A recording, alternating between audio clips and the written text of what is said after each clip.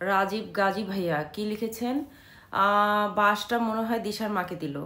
আচ্ছা রাজীব ভাইয়া, দিশার মাকে কেন আমি বাস দিতে যাব? হ্যাঁ, দিশার মা এত সুন্দর সুইট কিউট একটা মানুষ, ওনাকে বাস দেওয়ার কি আছে? কেউ কমেন্ট করছেন বাসটা মনে হয় বারিশা হককে দিল, বাসটা মনে হয় দিশার মাকে দিল।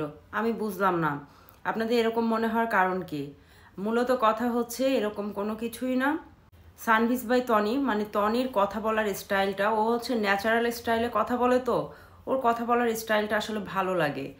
অনেকে আছে না যে অতিরিক্ত ফুটানি করে দেখা যায় যে অনেক বেশি ঢং করে কথা বলে, তো এগুলোর বাহিরে ও কথা বলে।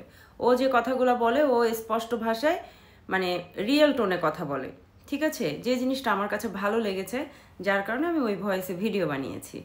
আর বাস দেওয়ার ব্যাপার যদি আসে, তাহলে যার সাথে কোনো ধরনের শত্রুতা থাকবে, মনোমালিন্য থাকবে, প্রতিদ্বন্দ্বিতা থাকবে, তখন না বাস দেওয়া দেওয়ার বিষয় আসবে। সোশ্যাল মিডিয়া তো বাদই দিলাম, ব্যক্তিগত জীবনেও আসলে আমার কারোর সাথে শত্রুতা নাই, কারোর সাথে মন কষাকষি নাই, কারোর সাথে প্রতিদ্বন্দ্বিতা নাই। হ্যাঁ, প্রবলেম সবার জীবনেই আছে।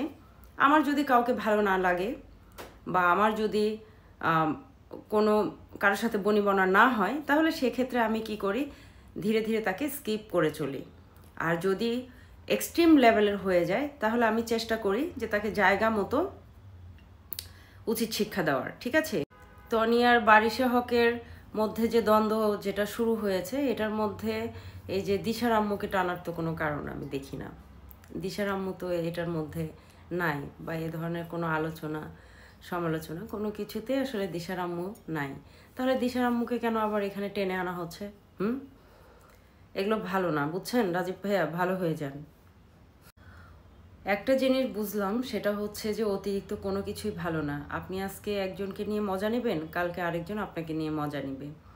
আপনি যদি আজকে কারো ক্ষতি করেন, তাহলে দেখবেন কালকে কেউ না কেউ আপনার ক্ষতি করবে। ওই যে রিভেঞ্জ অফ নেচার বলে একটা কথা আছে। অনেকেই আছে দেখা যায় যে একটু উপরের দিকে ওঠা শুরু করলে বা নিজের অবস্থানটা একটু পরিবর্তন হলে অহংকারে একদম পা মাটিতে পড়ে না। অহংকার করতেছে করুক, বাট দেখা যায় যে এত অহংকার করতে করতে এমন একটা চরম পর্যায়ে পৌঁছে যায় যে তখন মানুষকে মানুষ মনে করে না, তুচ্ছ তাচ্ছিল্য করে। তারপর দেখা যায় যে সবাইকে আন্ডার এস্টিমেট করতে থাকে।